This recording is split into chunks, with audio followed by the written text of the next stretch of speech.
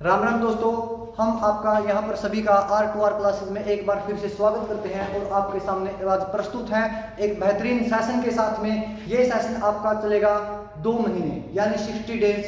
ये इस 60 दिनों के अंदर आपको पढ़ने को मिलेंगे 60 प्रैक्टिस सेट और 60 क्वेश्चन होंगे और 60 ही दिनों के लिए 60 क्वेश्चन होंगे, 60 डेज होंगे और 60 ही आपके प्रैक्टिस सेट होंगे। तो ये टोटल 3600 क्वेश्चन का जो टारगेट रहेगा ये 60 दिनों के लिए यानी 2 महीनों के लिए रहेगा और इसमें आपको एक क्वेश्चन के जरिए कम से कम भी 3 से 4 क्वेश्चनों को रिपीट करवाया जाएगा।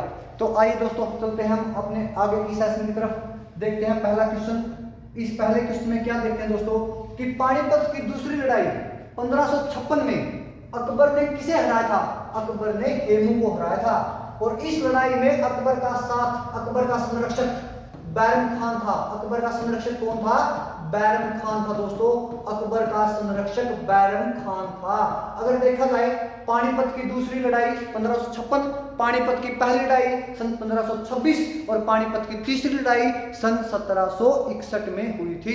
पानीपत की तीसरी लड़ाई अहमद शाह अब्दाली और मराठों के बीच में लड़ी गई जिसमें मराठों की पराजय हुई थी और अहमद शाह अब्दाली जिन्होंने भारत पर 8 बार आक्रमण किया था।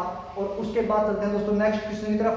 1857 की लड़ाई में सबसे पहले फांसी कौन तोड़ा गया था? इस फांसी सबसे पहले मंगल पांडे तोड़ा गया था दोस्तों। तो सबसे पहले कौन तोड़ा गया था? सबसे पहले फांसी मंगल पांडे को तोड़ा गया था। उसके बाद बात करें 1857 की लड़ाई की, 1857 की क्रांति की। 1857 की क्रांति की शुरुआत 10 मई सन 1857 को मेरठ से हुई थी। कमल व रोटी इस क्रांति का चिन्ह था। कमल व रोटी इस क्रांति का प्रमुख प्रतीक चिन्ह था दोस्तों। अगर बात करें नेक्स्ट क्वेश्चन, चंदावर का युद्ध। चंदावर का युद्ध कब लड़ा गया था? ये लड़ा गया था दोस्तों सन 1194 के अंदर लड़ा गया था। ये गौरी व जयचंद के बीच में लड़ा गया था और जिसमें जयचंद मारा गया और जयचंद के मारे जाने के बाद चंदावर के युद्ध में गौरी क्या रहा? विजयी रहा। इससे पहले गौरी ने त्राइन का प्रथम युद्ध और त्राइन का द्वितीय युद्ध पृथ्वीराज चौहान के साथ में लड़ा था और त्राइन का युद्ध पूछा जाता सन 1191 और त्राइन का द्वितीय युद्ध सन 1192 को हुआ था दोस्तों। आगे चलते हैं। अमेरिका की क्रांति कब हुई थी? अमेरिकी क्रांति पूछी गई है। अमेरिकी क्रांति हुई थी सन 1773 को। ये जो क्रांतियों वाली डेट है दोस्तों इसमें बच्चों को याद करने में बहुत दिक्कत होती है, तो इसके लिए हम लेके आए हैं फ्रांस की क्रांति के लिए आपको याद रखना होगा 789। ये फ्रांस की क्रांति की डेट है दोस्तों 7, 8, 9 और आगे लगा दीजिए 1।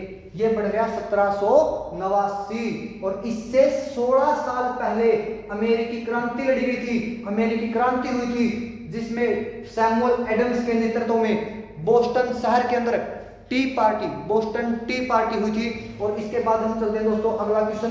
कल्पना चावला की मृत्यु कब हुई? कल्पना चावला की मृत्यु 1, 2 और 3, याद रखिएगा 1, 2 और 3। इसमें आपकी क्या रहेगी? 1 तारीख, दूसरा महीना, तीसरी साल। तो आइए चेक करते हैं।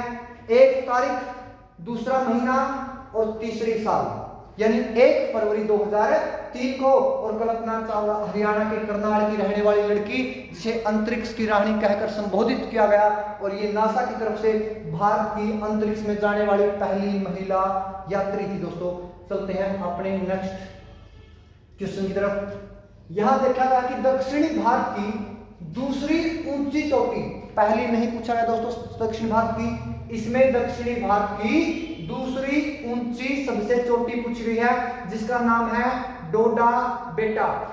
पहली कौन सी है? पहली है अन्नामुदी। पहली ऊंची चोटी कौन सी है दोस्तों? अन्नामुदी।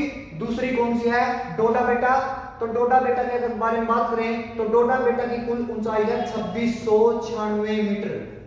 किसकी है ये नीलगिरी की पहाड़ियों की सबसे ऊंची चोटी है दोस्तों। नीलगिरी की पहाड़ियां जो कि हमारी तमिलनाडु में पाई जाती है। जब भी आपको याद रखना पड़ेगा, जब भी जिक्र होगा नीलगिरी की पहाड़ियों का, आप एक लाइन याद रख सकते हैं, डोडा टोडा पाया। इससे आपको 3 क्वेश्चन याद होंगे। डोडा से डोडा बेटा, नीलगिरी की ऊंची चोटी, टोडा नामक यहाँ पे जनजाति पाई जाती है और पायाकारा यहाँ पे जलप्रपात है दोस्तों। तो इस लाइन में आपको 3 क्वेश्चन मिलेंगे, डोडा, टोडा, पाया। डोडा, टोडा, पाया। डोडा बेटा, पूरा नाम क्या है इसका? डोडा बेटा। टोडा नामक यहाँ पे जनजाति और पायाकारा नामक यहाँ पे जलप्रपात दोस्तों। उसके बाद होते हैं भारत ने अपना पहला स्वतंत्रता दिवस कब मनाया? कई बच्चों का आंसर होगा 15 अगस्त 1947। ये नहीं है, ये क्वेश्चन का आंसर नहीं है। तो क्वेश्चन का आंसर दोस्तों क्या है? भारत ने अपना पहला स्वतंत्रता दिवस 26 जनवरी 1930 को मनाया था। इसके बारे में अगर चर्चा की जाए दोस्तों, एक लाहौर अधिवेशन हुआ था। कौन सा अधिवेशन? लाहौर अधिवेशन हुआ था सन 1929 को। लाहौर में अधिवेशन हुआ था कांग्रेस पार्टी का, जिसके प्रमुख नेता कौन थे? पंडित जवाहरलाल नेहरू इसके अध्यक्ष थे। और इनकी अध्यक्षता में पूर्ण स्वराज्य की मांग की गई थी। तो यहाँ पर एक बात कही गई थी कि 26 जनवरी को प्रत्येक वर्ष भारत अपना स्वतंत्रता दिवस मनाएगा। तो 26 जनवरी 1929 वाली तो जा चुकी थी, तो अगले साल वाली कौन सी आई? 30 की। तो 26 जनवरी 1930 को याद रखिएगा, भारत ने अपना पहला स्वतंत्रता दिवस मनाया था। और उसके नेक्स्ट क्वेश्चन पे चले बात करते हैं। भारत के पहले उप प्रधानमंत्री कौन थे? प्रधानमंत्री सबको याद है दोस्तों, पंडित जवाहरलाल नेहरू थे। तो उप प्रधानमंत्री पूछा गया है। भारत के टोटल उप प्रधानमंत्री दोस्तों 6 हुए हैं, संख्या याद रखिएगा, संख्या पूछी जा सकती है। भारत के आज तक टोटल उप प्रधानमंत्री कितने हुए हैं? टोटल उप प्रधानमंत्री 6 हुए हैं, जिसमें से पहले उप प्रधानमंत्री आपके सरदार वल्लभ भाई पटेल थे। अगर पूछा जाए अंतिम कौन थे? अंतिम आपके हरियाणा से संबंधित चौधरी देवीलाल थे। चौधरी देवीलाल का संबंध की अगर बात की जाए, आपके सिरसा जिले से, हरियाणा से, ये हरियाणा के उप प्रधानमंत्री रह चुके हैं। 6ठे नंबर के थे दोस्तों, और टोटल भी 6 ही हुए हैं। इससे ज्यादा उप प्रधानमंत्री दोस्तों देश में नहीं बने हैं। तो पहला और अंतिम पूछा जा सकता है। तो पहले सरदार वल्लभ भाई पटेल और अंतिम कौन थे? आपके अंतिम चौधरी देवीलाल थे। पूछा गया नेक्स्ट क्वेश्चन में, किस देश के राष्ट्रीय ध्वज में 5 सितारे हैं? कितने सितारे पूछा गया दोस्तों? 5 सितारे पूछे गए हैं। तो 5 सितारे चीन के राष्ट्रीय ध्वज के अंदर है दोस्तों। चीन के राष्ट्रीय ध्वज में आपके 5 सितारे हैं। यहाँ पर ऑप्शन में भारत है, भारत के राष्ट्रीय ध्वज में चक्र है गहरे नीले कलर का, जिसके अंदर तीलियों की बात की जा सकती है। तीलियों की बात की जा सकती है। तो तीलियां उसमें कितनी हैं? 24 तीलियां हैं, और उसमें सितारा तो एक भी नहीं है। अगर बात की जाए चीन के राष्ट्रीय ध्वज का नाम क्या है? Washing Hong. अमेरिका के राष्ट्रीय ध्वज का नाम क्या है? Old glory. और दुनिया की सबसे लंबी नदी कौन सी है दोस्तों? नाइल नदी, जिसको नील नदी बोलते हैं। अफ्रीका महाद्वीप के अंदर है दोस्तों। ये किस महाद्वीप के अंदर है? अफ्रीका महाद्वीप के अंदर नील नदी की लंबाई 6650 किलोमीटर है। नील नदी की देन किस देश को कहा जाता है दोस्तों? मिस्र देश को नील नदी की देन कहा जाता है। और अगर प्रश्न पूछा जा सकता है कि नील नदी पर बसा हुआ सबसे बड़ा शहर कौन सा है? नील नदी पर बसा सबसे बड़ा शहर दोस्तों आपका मिस्र की राजधानी है दोस्तों। कमेंट सेक्शन में आप बता सकते हैं मिस्र की राजधानी क्या है। मिस्र की राजधानी याद रखिएगा, आपको बताना मिस्र की राजधानी क्या है। मिस्र की राजधानी क्या है दोस्तों? मिस्र की राजधानी नील नदी पर बसा हुआ सबसे बड़ा शहर है। पिन कमेंट में आपके लिए एक क्वेश्चन डाला गया दोस्तों। किस महाद्वीप की सबसे लंबी नदी है? अफ्रीका। कितनी लंबाई है? 6650 किलोमीटर है दोस्तों। और विक्टोरिया नामक झील से इनका उद्गम होता है दोस्तों। विक्टोरिया झील से। किस झील से? विक्टोरिया झील से। ये तंजानिया, युगांडा और केन्या बॉर्डर पर पड़ती है दोस्तों ये झील। नेक्स्ट क्वेश्चन की तरफ चलते हैं दोस्तों। प्रथम विश्व युद्ध कब शुरू हुआ? प्रथम विश्व युद्ध दोस्तों 1914 में शुरू हुआ था और 1918 तक चला था ये। अगर बात की जाए प्रथम विश्व युद्ध की दोस्तों, प्रथम विश्व युद्ध सन 1918 तक चला था। और सन 1918 तक ये जब चला दोस्तों, इस प्रथम विश्व युद्ध के अंदर मित्र राष्ट्रों की जीत हुई थी। किसकी जीत हुई थी दोस्तों? मित्र राष्ट्रों की जीत हुई थी। अब बात करते हैं आगे, मित्र राष्ट्रों की जीत हुई थी। तो मित्र राष्ट्र जो थे दोस्तों, इनके ट्रिक है फेसर, इनमें से सी को हटा दीजिएगा। यूएन में यही देश बैठे हुए हैं आजकल वीटो पावर को लेकर के, वीटो पावर वाले यही दोस्तों। एफ से फ्रांस, एफ से फ्रांस, एफ से दोस्तों फ्रांस, ए से अमेरिका, ए से दोस्तों अमेरिका, फ्रांस, अमेरिका, इंग्लैंड और आपका रूस। चाइना को वीटो पावर इंडिया ने दी थी दोस्तों। यही वीटो पावर वाले आपके कौन से हैं देश हैं?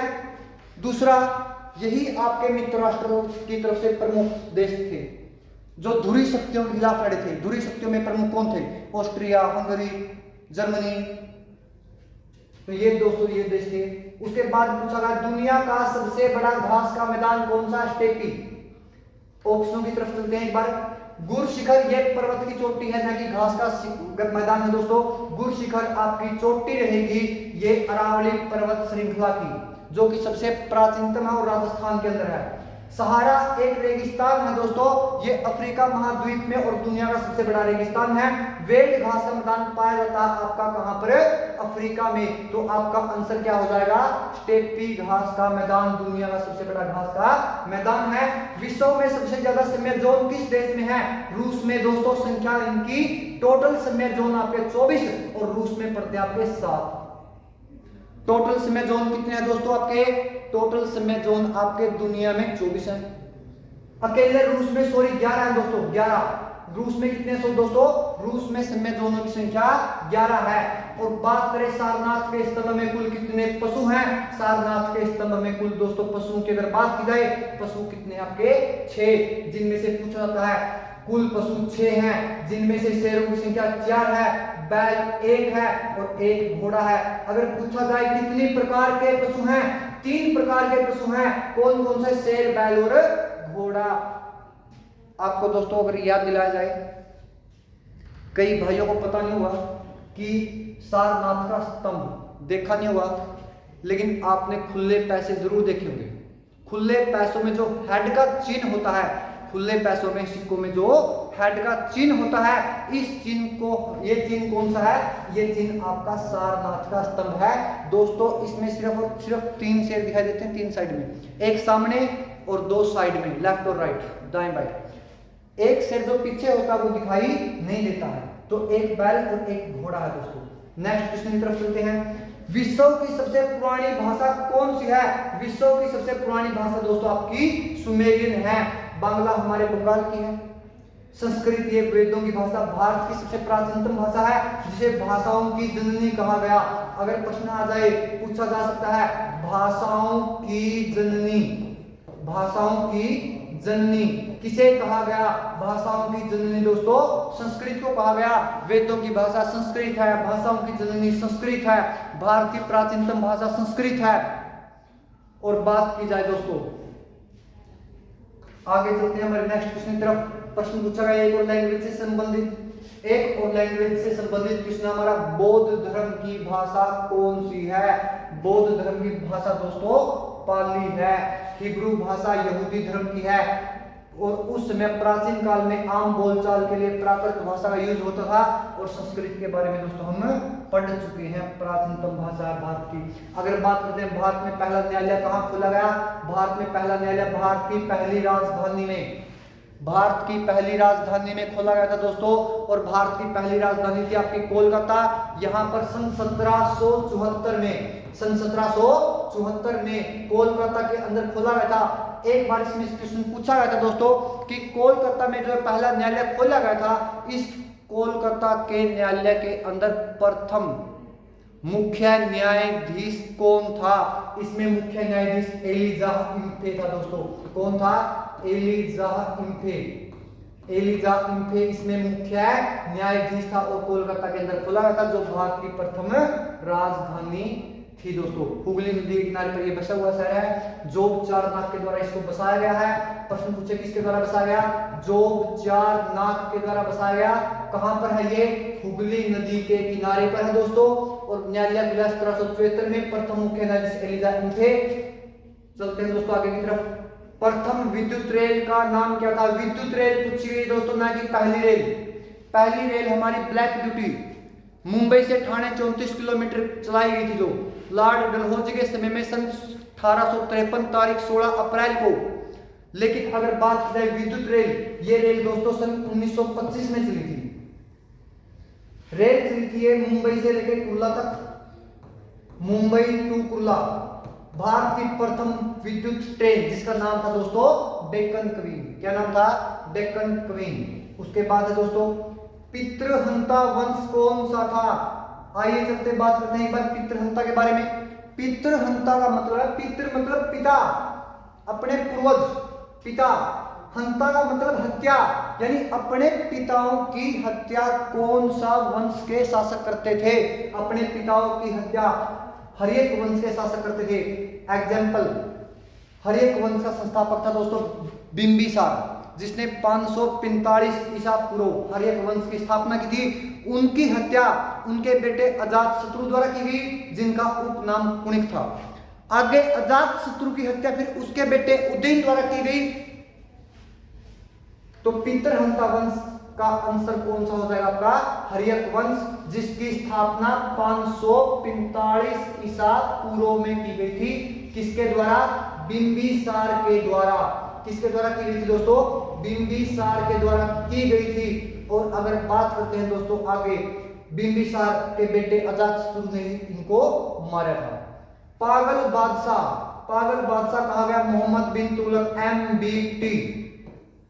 मोहम्मद बिन तुगलक के साथ दोस्तों बहुत सारे किस्म बनते हैं। एग्जाम्पल के लिए सांकेतिक मुद्रा किसने चलाई? सांकेतिक मुद्राएं का प्रचलन किसके द्वारा किया गया? सांकेतिक मुद्राओं का प्रचलन दोस्तों मोहम्मद बिन तुगलक द्वारा किया गया। 1333 में इसके दरबार में इब्न बतूता आया था, इब्न बतूता। और 3 साल बाद ही सन 1336 में विजयनगर साम्राज्य की स्थापना, इसी राजा के समय में विजयनगर साम्राज्य की स्थापना हरिहर व बुक्का के द्वारा यहां पर की गई थी। तो पागल बादशाह दोस्तों किसे कहा गया? मोहम्मद बिन तुगलक को। रक्त पिपासु, सौपनशील, पागल, इस प्रकार के शब्दों से इतिहास में इस शासक को चिन्हित किया गया है। आइए दोस्तों चलते हैं हमारे नेक्स्ट पेज की तरफ। राष्ट्रीय युवा दिवस कब मनाया जाता है? दोस्तों राष्ट्रीय युवा दिवस आपको याद रखना चाहिए स्वामी विवेकानंद की याद में मनाया जाता है। और आंसर रहेगा आपका 12 जनवरी। किसकी याद में? स्वामी विवेकानंद की याद में। स्वामी विवेकानंद की याद में मनाया जाता है दोस्तों। और स्वामी विवेकानंद की याद में मनाया है। स्वामी विवेकानंद जिनको तूफानी हिंदू के नाम से, किस नाम से? तूफानी हिंदू के नाम से संबोधित किया जाता है। और तूफानी हिंदू इनको क्यों कहा गया? सन 1893 की बात है। सन 1893 में इन्होंने शिकागो में एक धर्म संसद हुई थी। शिकागो में क्या हुई थी दोस्तों? धर्म संसद, यानी इसको धर्म सम्मेलन बोल सकते हैं। और भारत की तरफ से भाग लेने के लिए स्वामी विवेकानंद गए थे। और इनका लेक्चर आज भी बहुत ज्यादा प्रचलित है। और शिकागो में जो आपका रेलवे जंक्शन है दोस्तों, शिकागो रेलवे जंक्शन दुनिया का सबसे बड़ा रेलवे जंक्शन है। उस जंक्शन की सीढ़ियों पर इनका स्पीच आज भी ज्यों का त्यों लिखा गया है। तो शिकागो में क्या हुई थी दोस्तों? धर्म संसद। कब हुई थी? 1893 को। भारत की तरफ से भाग किसने लिया? पार्टिसिपेट किसने किया? स्वामी विवेकानंद ने किया। उसके बाद पूछ रहा है इन्हीं की याद में युवा दिवस मनाया जाता है। 12 जनवरी आपका राइट आंसर रहेगा दोस्तों। आगे चलिए दोस्त देखते हैं। सिंधु सभ्यता का सबसे बड़ा स्थल? नहीं, भारत में। वैसे अगर बात करें सिंधु सभ्यता, सिंधु नदी पर विकसित हुई थी, जिसको हम हड़प्पा सभ्यता बोलते हैं, कांस्य युगीन सभ्यता बोलते हैं, अलग अलग नामों से संबोधित किया जाता है। लेकिन अगर बात करें, प्रश्न पूछा जाएगा, प्रश्न क्या पूछा गया है कि भारत में सिंधु सभ्यता का सबसे बड़ा स्थल कौन सा है? राखी गढ़ी है दोस्तों। कई भाई कहेंगे मोहनजोदड़ो है। भाई मोहनजोदड़ो पूर्ण सिंधु सभ्यता, जो पूरी सिंधु सभ्यता है उसका सबसे बड़ा स्थल है दोस्तों। पूरी सिंधु सभ्यता का सबसे बड़ा स्थल कौन सा है? पूरी सिंधु सभ्यता का सबसे बड़ा स्थल आपका मोहनजोदड़ो है, जो कि पाकिस्तान के अंदर है। कहां पर है ये? पाकिस्तान के अंदर। लेकिन आंसर में क्या पूछा है क्वेश्चन में? क्वेश्चन मांगा है भारत का। आंसर किसका मांगा है? भारत का। तो भारत में राखी गढ़ी हिसार के अंदर है, जहां पर भारत में सबसे बड़ा म्यूजियम बनने जा रहा है दोस्तों। राखी गढ़ी की खुदाई सन 2014 में सूरज भान के द्वारा करवाई गई थी। आइए देखो दोस्तों, चलते हैं, बढ़ते हैं आगे की तरफ। नवपाषाण काल का पहला कार्य क्या था? पहिए का आविष्कार। बिल्कुल दोस्तों याद रखिएगा, नवपाषाण काल का पहला कार्य क्या था आपका? पहिए की खोज। एक सीरीज बनती है दोस्तों, एक सीरीज बनती है। सीरीज किसकी बनती है? सीरीज नवपाषाण काल के कार्यों की बनती है। कार्य क्या क्या है? नवपाषाण काल में पहिया आया, पहिए के बाद कृषि आई, कृषि के बाद क्या हुआ दोस्तों? कुत्ते को पालतू पशु बनाया, कुत्ते को पालतू पशु बना गया। तो सबसे पहले प्रथम क्या आया था नवपाषाण काल में? सबसे पहले पहिया आया। पहिया चला खेत में, खेत में ट्रैक्टर का पहिया चला तो क्या पैदा हुई? उसके बाद कृषि पैदा हुई।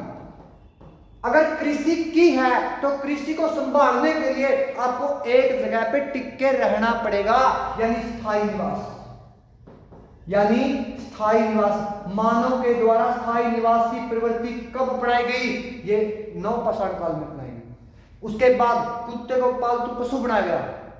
आप कमेंट सेक्शन में बता सकते हैं नंबर 2 पर पालतू पशु किसे बनाया था? नंबर 1 पर कुत्ता है, तो नंबर 2 पर आप कमेंट सेक्शन में आपका आंसर बता सकते हैं। आगे क्वेश्चन की तरफ चलते हैं। अमेरिका का राष्ट्रीय चिन्ह क्या है? गोल्डन रोड, बिल्कुल सही आंसर है। और वेदर आपका रहेगा ऑस्ट्रेलिया का, कीवी आपका न्यूजीलैंड का। और स्वास्तिक दोस्तों जो चिन्ह है, स्वास्तिक जो आपका प्रतीक चिन्ह है, स्वास्तिक प्रतीक चिन्ह सिंधु सभ्यता की देन है, जो हम आमतौर पर हमारे जो उत्सव होते हैं घर में, जो बार त्योहार उत्सव पर घर के सामने निकालते हैं, स्वास्तिका चिन्ह आपका ये किस सभ्यता की देन है? सिंधु सभ्यता की देन है। Kiwi from New Zealand, golden road आपका अमेरिका का राष्ट्रीय चिन्ह, और वेदर आपका ऑस्ट्रेलिया। विश्व का सबसे बड़ा पुरस्कार कौन सा है? नोबेल पुरस्कार, बिल्कुल राइट दोस्तों, जिसकी शुरुआत सन 1901 में हुई थी। उसके बाद कलिंग, कलिंग पुरस्कार, ये भारत में विज्ञान के क्षेत्र में दिया जाता है यूनेस्को के द्वारा, शुरुआत सन 1952। उसके बाद रेमन मैग्सेसे, एशिया का सबसे बड़ा पुरस्कार रेमन मैग्सेसे सन 1958। उसके बाद भारत रत्न सन 1954, भारत का सबसे बड़ा पुरस्कार सन 1954 में शुरू हुआ था। और सबसे पहले प्रश्न पूछा जाएगा किसे दिया गया? आपके लिए हिंट देता हूं दोस्तों, सबसे पहले भारत रत्न, सबसे पहले भारत रत्न भारत के उपराष्ट्रपति को दिया गया था। तो कमेंट सेक्शन में उनका नाम लिख के बताइएगा कि भारत के पहले उपराष्ट्रपति कौन थे जिनको भारत रत्न दिया गया था। तो विश्व का सबसे बड़ा पुरस्कार कौन सा दोस्तों? नोबेल पुरस्कार है, जिसकी शुरुआत सन 1901 के अंदर की गई थी। कलिंग सन 1952 विज्ञान के क्षेत्र में। नेक्स्ट, सबसे ऊंचा पशु कौन सा है? सबसे ऊंचा पशु दोस्तों वैसे ही पता है, लंबी गर्दन वाला जिराफ। लंबी गर्दन वाला जिराफ सबसे बड़ा पशु है दोस्तों। अगर पूछे सबसे बुद्धिमान पशु कौन सा है? सबसे बुद्धिमान पशु दोस्तों कौन सा है? सबसे बुद्धिमान पशु दोस्तों चिंपैंजी को माना गया है। आगे चलते हैं दोस्तों। भारत की सबसे बड़ी जनजाति कौन सी है? भारत की सबसे बड़ी जनजाति दोस्तों भील है। भील मुख्य तौर पर राजस्थान में पाया जाता है। कई बार देखा गया राजस्थान ऑप्शन में मिलता ही नहीं मिलता भाई, और नहीं मिलता तो क्या करें? नहीं मिलता तो ये देखिएगा राजस्थान के साथ में किन राज्यों की सीमाएं लगती हैं। राजस्थान के साथ में जहां पर सबसे ज्यादा जनजातियां पाई जाती है, मध्य प्रदेश की बॉर्डर लगता है, गुजरात का बॉर्डर लगता है, तो ऑप्शन में वो भी हो सकते हैं। कई भाई कहेंगे भाई कि हरियाणा का भी बॉर्डर लगता है। भाई हरियाणा में जनजाति पाई ही नहीं जाती, एसटी पाया ही नहीं जाता हरियाणा के अंदर, तो एसटी पाया ही नहीं जाता, तो भील हरियाणा में कैसे आ जाएगा? तो भील आपका वहां होगा जहां पर वन होंगे। भील ऐसा नहीं कि वनों में ही, वनों में मुख्य तौर पर जनजातियां पाई जाती हैं। भील आज भी कहीं कहीं वनों में पाए जाते हैं, लेकिन मुख्य तौर पर जो जनजाति होती है उनको हम एसटी बोलते हैं, शेड्यूल्ड ट्राइब। तो भारत की सबसे बड़ी जनजाति कौन सी दोस्तों? भील। उसके बाद हिंदी भाषा का पहला अखबार कौन सा था? हिंदी भाषा का पहला अखबार का नाम है दोस्तों उदंत मातरण। क्या नाम है दोस्तों? उदंत मातरण, जिसकी शुरुआत सन 1826 में की गई। कब की गई दोस्तों? सन 1826 के अंदर की गई, पंडित जुगल कुमार किशोर के द्वारा। पंडित जुगल कुमार किशोर के द्वारा। पंडित जुगल कुमार किशोर जिन्होंने हिंदी भाषा के लिए प्रथम समाचार पत्र को लागू किया, निकाला, उसका नाम उदंत मातरण था। उसके बाद दोस्तों चलते हैं आगे की तरफ। लेकिन आपके लिए कमेंट सेक्शन में यहाँ से एक क्वेश्चन रिकमेंड करता हूँ, एक क्वेश्चन आपके लिए छोड़ता हूँ कि भारत का प्रथम समाचार पत्र कब निकला था और क्या नाम था, बताइएगा। भारत का पहला समाचार पत्र का नाम क्या था और कब निकला था और कहां से निकला था, आप बता सकते हैं दोस्तों। भगवान श्री राम कितने वर्ष के वनवास पर गए थे? भगवान श्री राम 14 वर्ष के वनवास पर गए थे दोस्तों। 12 वर्ष के वनवास पर पांडव गए थे, 12 वर्ष के वनवास पर, और 1 वर्ष का अज्ञातवास, 1 वर्ष का अज्ञातवास, यानी टोटल 13 वर्ष का मिला था इनको। उसके बाद चलते हैं दोस्तों आगे। अशोक के अभिलेखों की खोज कब हुई? अशोक के अभिलेखों की खोज की अगर बात की जाए, इसके अभिलेखों को खोजने वाले शख्स का नाम था टी पैंथलर। क्या नाम था दोस्तों? टी पैंथलर, जिसने अशोक के अभिलेखों को सन 1750 में खोजा और सन 1837 में जेम्स प्रिंसेप के द्वारा, किसके द्वारा? जेम्स प्रिंसेप के द्वारा इसके अभिलेखों को पढ़ा गया। जेम्स प्रिंसेप के द्वारा सन 1837 में खोज किसके द्वारा हुई? टी पैंथलर के द्वारा। कब की गई? सन 1750 को। आइए दोस्तों अगले क्वेश्चन की तरफ। कर्नाटक की भाषा पूछी गई दोस्तों। कर्नाटक की भाषा है कन्नड़। मराठी भाषा कहाँ की? उसकी महाराष्ट्र की। नेपाली नेपाल, और कोंकणी भाषा दोस्तों आपकी है गोवा की। लेकिन अगर बात की जाए कोंकण तट, कोंकण समुद्र का तट, कोंकण तट किन किन राज्यों का है? आप पिन कमेंट सेक्शन में आपका आंसर दे सकते हैं। कोंकण जो समुद्र का तट है दोस्तों, उसको आपके लिए लिखा गया है। तिरुपति बालाजी मंदिर कहां पर है? तिरुपति बालाजी मंदिर आपका रहेगा आंसर आंध्र प्रदेश। उड़ीसा में लिंगराज मंदिर है, सूर्य का कोणार्क मंदिर है। तमिलनाडु में नटराज मंदिर है। तमिलनाडु में कौन सा दोस्तों? नटराज मंदिर, भगवान शिव का। मदुरई शहर यहीं पर है, स्पेशल विख्यात मंदिरों का शहर तमिलनाडु में। उसके बाद चलते हैं दोस्तों, भारत की सबसे ऊंची झील कौन सी है? भारत की सबसे ऊंची झील चिलामू झील है दोस्तों। चिलामू झील आपकी सिक्किम में रहेगी। कहां पर रहेगी? सिक्किम में रहेगी। बात की जाए ब्रह्म सरोवर कुरुक्षेत्र के अंदर है। डल झील कहां पर है दोस्तों? जम्मू और कश्मीर। और नाग व नागिन वाली सभी झीलें आपकी जम्मू और कश्मीर के अंदर है। अनंतनाग, बैरीनाग, शेषनाग, सारी झीलें नाग वाली कश्मीर के अंदर है। डल झील भी वही है, वूलर भी वही है। आगे चलते हैं, भारत का प्रथम मुस्लिम शासक कौन हुआ? भारत का प्रथम मुस्लिम शासक किसे माना गया? भारत का प्रथम मुस्लिम शासक दोस्तों उसे माना गया जो दक्षिणी भारत तक पहुंचा। और दक्षिणी भारत तक पहुंचने वाला प्रथम शासक आपका अलाउद्दीन खिलजी था, ना कि कुतुबुद्दीन ऐबक। कुतुबुद्दीन ऐबक दिल्ली की राजगद्दी पर बैठा था सन 1206 में गोरी के जाने के बाद, गोरी की लड़की से मैरिज करके। गोरी का गुलाम था, और ऐसा नहीं है गोरी का गुलाम यही अकेला था, गोरी का गुलाम 2-3 और थे। लेकिन दिल्ली इसी को मिली। क्यों मिली? अगले की लड़की को सेट कर दिया भाई। और ऐसा होता था कि जो मुस्लिम शासक होता था उससे जो नेक्स्ट राजा बनता था, मेन तौर पर वो उसका गुलाम ही बनता था। तो नेक्स्ट क्वेश्चन आपके लिए, जीएसटी के लिए कौन सा संविधान संशोधन हुआ था? संविधान संशोधन नंबर 101 हुआ था। जीएसटी भारत में 1 जुलाई को लागू किया गया था दोस्तों। और 1 जुलाई को जब ये जीएसटी लागू किया गया तो प्रश्न पूछा जा सकता है कि भारत का जो जीएसटी था किस देश से जीएसटी मॉडल को लिया गया? कनाडा देश से जीएसटी के मॉडल को लिया गया। और लेकिन दुनिया में सबसे पहले जीएसटी फ्रांस में सन 1954 में लागू हुआ था दोस्तों। कब लागू हुआ था? फ्रांस में सन 1954 में सबसे पहले भारत ने मॉडल लिया कनाडा से। जीएसटी दिवस मनाया जाता है 1 जुलाई को, और जीएसटी संविधान संशोधन नंबर 101 के तहत ये अपना लागू हुआ था दोस्तों। आगे चलते हैं, सबसे पहले जनगणना किस देश में हुई? सबसे पहले जनगणना, ऑप्शन उठाओ, स्वीडन सन 1749, अमेरिका सन 1790, भारत सन 1872 और इंग्लैंड सन 1801। तो अब आप खुद देख लीजिए, सबसे पहले जनगणना कहां हुई थी? आपके सामने खुद आंसर प्रस्तुत है। आंसर नंबर बी सन 1749 स्वीडन में। तो आपका राइट आंसर बी हो जाएगा दोस्तों। उसके बाद बात करते हैं आरबीआई की स्थापना कब हुई। आरबीआई की स्थापना सन 1935 में। RBI reserve bank of India, आपके लिए पिन कमेंट सेक्शन में के लिए एक आंसर के लिए बोल रहा हूं दोस्तों आपको कि आरबीआई की जब स्थापना हुई भारत में 1935 में, उसी समय भारत में एक उद्यान बना था, राष्ट्रीय उद्यान। उसका नाम बताइएगा जरा। आरबीआई के प्रथम जो गवर्नर थे उसका नाम था वॉसबोर्न। 1935 में इसकी स्थापना हुई थी। और अगर बात की जाए दोस्तों, आरबीआई का मुख्यालय आपका मुंबई शहर में रहेगा। मुंबई शहर में रहेगा दोस्तों आपका आरबीआई का मुख्यालय। अगर बात की जाए रिजर्व बैंक भारत में कितने हैं, रिजर्व बैंक भारत में, रिजर्व बैंकों की संख्या सिर्फ और सिर्फ एक ही है। रिजर्व बैंक भारत में कितने दोस्तों, एक है। कहां पर मुख्यालय, मुंबई में। पहले गवर्नर कौन थे, वॉसबोर्न। स्थापना कब हुई, सन 1935 को दोस्तों इसकी स्थापना हुई थी। अगर बात की जापान की मुद्रा कौन सी है, जापान की मुद्रा दोस्तों येन है।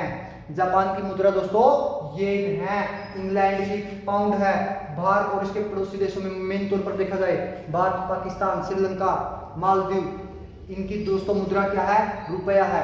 डॉलर अमेरिका, कनाडा, उसके बाद सिंगापुर, जिम्बाब्वे और ऑस्ट्रेलिया की मुद्रा डॉलर रहेगी। पल्लव वंश का संस्थापक कौन था, पल्लव वंश का संस्थापक दोस्तों सिंह विष्णु था। अगर बात की जाए कनिष्क, कनिष्क किसी का संस्थापक नहीं था। कनिष्क सिर्फ और सिर्फ कुषाण वंश का एक देखा जाए महान शासक हुआ है। सिकंदर, ये बंदा यूनानी था, भारतीय नहीं था। चंद्रगुप्त मौर्य, मौर्य वंश का संस्थापक था, जो अखंड भारत की स्थापना करने वाला शासक था। और अखंड भारत की स्थापना चंद्रगुप्त मौर्य ने चाणक्य की सहायता से की थी दोस्तों, जो इसके गुरु भी थे। और राजा बनने के बाद में अपने गुरु को इन्होंने प्रधानमंत्री का पद सौंपा था दोस्तों। तो बात करते हैं पल्लव वंश की। पल्लव वंश का संस्थापक कौन था दोस्तों, पल्लव वंश का संस्थापक था सिंह विष्णु। चलते हैं आगे। विश्व की जन्नत के नाम से, यानी विश्व की जन्नत के नाम से किस शहर को जाना जाता है, पेरिस शहर को जाना जाता है दोस्तों। दिल्ली को जानेंगे, रैलियों का शहर।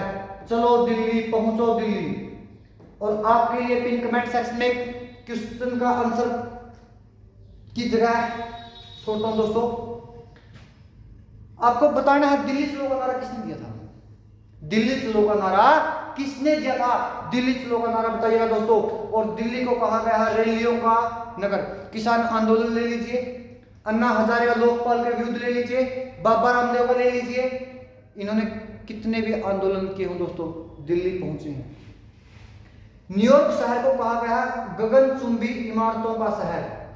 गगनचुंबी इमारतों का शहर किसे कहा गया है दोस्तों, न्यूयॉर्क को। एम्पायर स्टेट, लेकिन आपका आंसर रहेगा पेरिस। विश्व की जन्नत, सीन नदी के किनारे पेरिस शहर, सीन नदी पर बसा हुआ दोस्तों।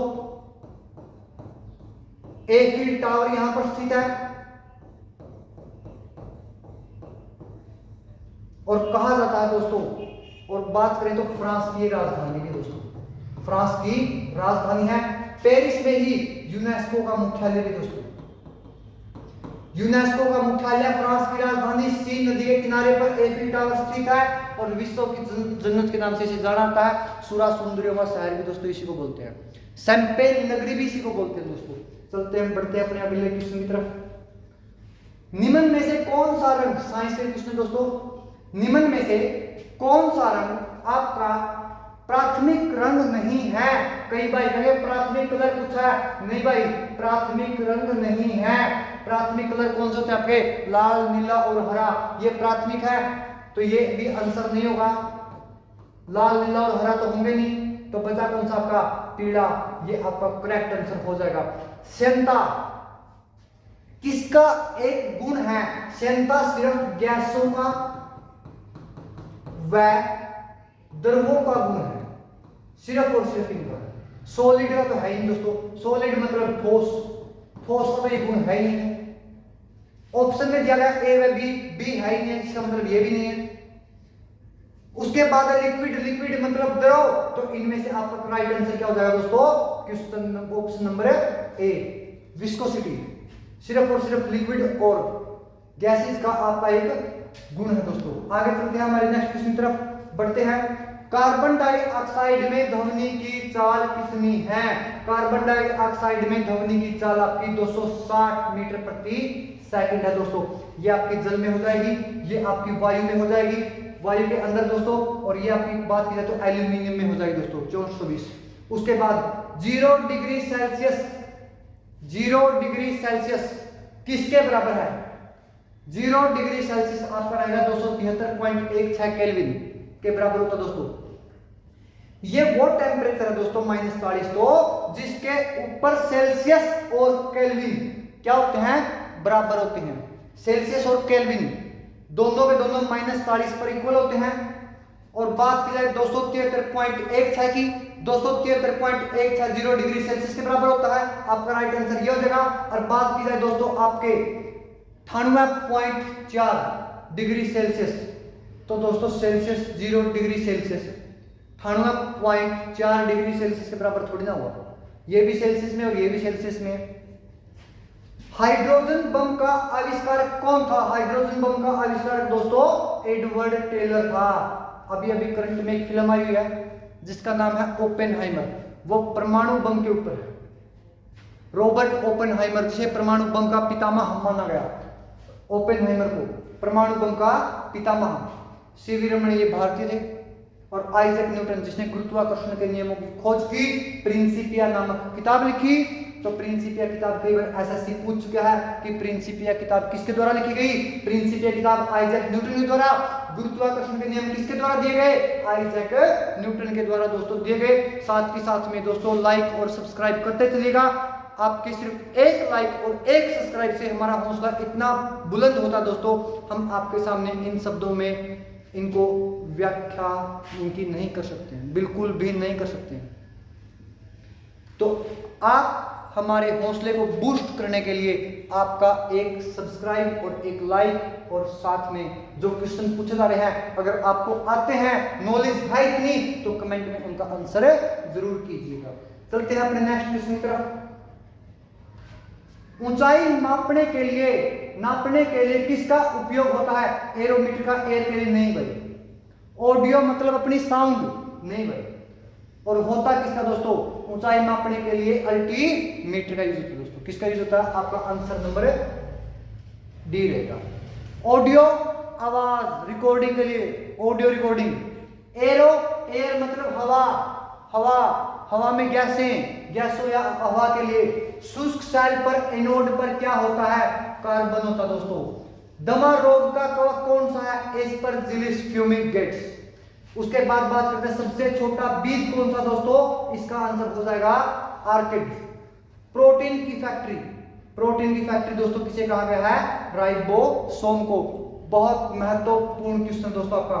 अगर बात की जाए प्रोटीन की फैक्ट्री किसे कहा गया दोस्तों? प्रोटीन की फैक्ट्री कहा गया है राइबोसोम को। नेक्स्ट क्वेश्चन पर चलते हैं दोस्तों। इंग्लैंड के ध्वज का नाम क्या है? इंग्लैंड के ध्वज का अभी 2 मिनट पहले आपको बताया था, ओल्ड ग्लोरी यूएसए का। उसके बाद ड्रैगन किसी ध्वज का नाम ही नहीं दोस्तों। यूनियन जैक, ये रहेगा आपका डायरेक्ट आंसर। इंग्लैंड के ध्वज का नाम Union Jack. Tricolour, French tricolour France का ध्वज का नाम है। उसके बाद अगर बात की जाए दोस्तों फ्रेंच ट्राइकलर के बाद ट्राइकोलर, ये रशिया का नाम है ध्वज का। और बात की जाए दोस्तों नेपाल का, और तिरंगा झंडा हमारे प्रिय भारत। पाकिस्तान की राजधानी नहीं, पहली राजधानी दोस्तों, राजधानी इस्लामाबाद है, लेकिन पहली राजधानी आपकी कराची शहर था, जहां दाऊद बैठता था। दाऊद दोस्तों भारत का मोस्ट वांटेड आतंकवादी सन 1993 का मुंबई ब्लास्ट। तो इंडियन गवर्नमेंट थोड़ी ना भूलिए दोस्तों उसको, आज तक 200 से ज्यादा लोगों का कातिल। उसके बाद बात करते हैं श्रीलंका की भाषा कौन सी दोस्तों? सिंहली भाषा है दोस्तों। श्रीलंका की भाषा कौन सी है? सिंहली। तमिल भाषा तमिलनाडु। Spanish Spain. और सिंहली भाषा दोस्तों श्रीलंका। भारत में कछुओं के लिए प्रसिद्ध अभ्यारण्य पूछा गया है। प्रसिद्ध अभ्यारण्य कौन सा दोस्तों? भितरकनिका अभ्यारण्य कछुओं के लिए, ये उड़ीसा के अंदर रहेगा। सरिस्का आपका रहेगा राजस्थान के अंदर रहेगा दोस्तों।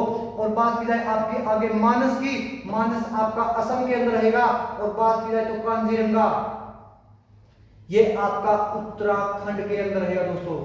कांजीरंगा अभ्यारण्य, सॉरी, ये कांजीरंगा असम नहीं दोस्तों, ये रहेगा आपका आसाम दोस्तों।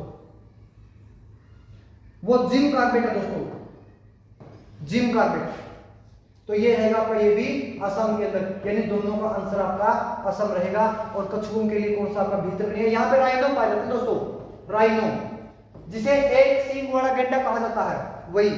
नाथुला दर्रा, नाथुला दर्रा आपका दोस्तों सिक्किम के अंदर रहेगा। और सिक्किम सन 1962 की लड़ाई, बहुत भयंकर लड़ाई लड़ी गई थी दोस्तों नाथुला पास के लिए। नाथुला पास के लिए बहुत भयंकर लड़ाई लड़ी गई थी दोस्तों। और नाथुला सिक्किम में अकेला यही नहीं, एक जयललिता दर्रा और है दोस्तों, जयललिता व नाथुला सिक्किम के अंदर रहेंगे दोस्तों। नेक्स्ट पेज की तरफ चलते हैं। मूल संविधान में कितनी भाषाएं थी? वर्तमान में है 22। मूल संविधान में थी दोस्तों 14 भाषाएं, तो बढ़ाई कितनी गई हैं? 8। तो मूल संविधान यानी 26 जनवरी 1950 को जो संविधान हमारा लागू किया गया था, उसमें टोटल भाषाओं की संख्या 14 थी। उसके बाद प्रश्न पूछा गया 25 भाग है। भारत में राम राम किसका टैग है दोस्तों? हरियाणा। आप हरियाणा से होकर बिल्कुल जान सकते हैं दोस्तों कि भारत का में हरियाणा स्टेट को राम राम का टैग प्राप्त है दोस्तों। सुबह उठते ही जहां बजती हो राम राम, जहां दूध दही का खाना अपना प्रॉपर दोस्तों हरियाणा। उसके बाद चलते हैं दोस्तों चौधरी चरण सिंह का संबंध भारत के किसानों के नेता चौधरी चरण सिंह, किसान घाट, जिनकी समाधि का नाम संबंध दोस्तों रहेगा उनका उत्तर प्रदेश। उसके बाद दोस्तों झाड़ू का निशान किस पार्टी का है? सभी को पता होगा, सभी के दिमाग में आ जाएगा muffler master, muffler master Kejriwal, आम आदमी पार्टी, जिसकी सरकार दिल्ली के अंदर है और करंट में बनी आपकी पंजाब के अंदर। भगवंत सिंह मान जहां के सीएम दोस्तों। पंचायत का वर्णन किस अनुसूची में है दोस्तों? याद करने के लिए इसके लिए आपको याद करना पड़ेगा, रट्टा निभाने की जरूरत नहीं है। 11 पंचायत में झगड़ा होता है इंसान दोस्तों, 2 इंसानों का। लड़ाई कितने इंसानों के मध्य है? 2। आपका एक इस तरफ खड़ा होगा और दूसरा इस तरफ, यानी एक शख्स उस तरफ और दूसरा उस तरफ, और एक 11। गांव के लिए पंचायत, तो शहरों के लिए क्या? नगर निगम। तो शहरों के लिए क्या? नगर निगम। तो नगर निगम हो जाएगा आपका 12 में। और टोटल अनुसूचियों की संख्या भी कितनी आपकी? 12। नगर निगम हो जाएगा दोस्तों आपका 12 और पंचायतों का वर्णन हो जाएगा आपका 11। पंचायत भारत में सबसे पहले सन 1959 के अंदर राजस्थान के नागौर डिस्ट्रिक्ट में आई गई थी दोस्तों, लागू हुई थी पंचायती राज प्रणाली। संविधान में पूरे देश में 73वां संविधान संशोधन करके सन 1993 के अंदर पूरे देश में पंचायती राज व्यवस्था कानून को लागू किया था। तो प्रश्न पूछे पंचायती राज व्यवस्था किस संविधान संशोधन के तहत? 73वां। कब? 1993। और सबसे पहले कहां पर? 1959 में नागौर में। और पंचायती राज व्यवस्था का जिक्र अनुसूची कौन सी आपकी? 11वीं, यानी 1 और 1 11। तो चलते हैं दोस्तों, करते हैं यहीं पर हमारे सेशन को समाप्त। हमारे 60 क्वेश्चन हो चुके हैं ऑलरेडी। तो हम दोस्तों आपसे इसी उम्मीद में बैठे हैं कि आपको ये हमारा रोज का सेशन पसंद आता होगा, और इसी उम्मीद के साथ, एक नई ऊर्जा के साथ हम आपके सामने फिर से आपको नमन, प्रणाम और दिल से धन्यवाद देते हैं। और आपको हम चाहते हैं आप अपने जो भी क्वेश्चन पूछे गए हैं उनके आंसर पिन कमेंट सेक्शन में दें, ताकि हमारा हौसला बना रहे और हम आगे एक नेक्स्ट टेस्ट को लेके आपके सामने प्रस्तुत हों। राम राम दोस्तों।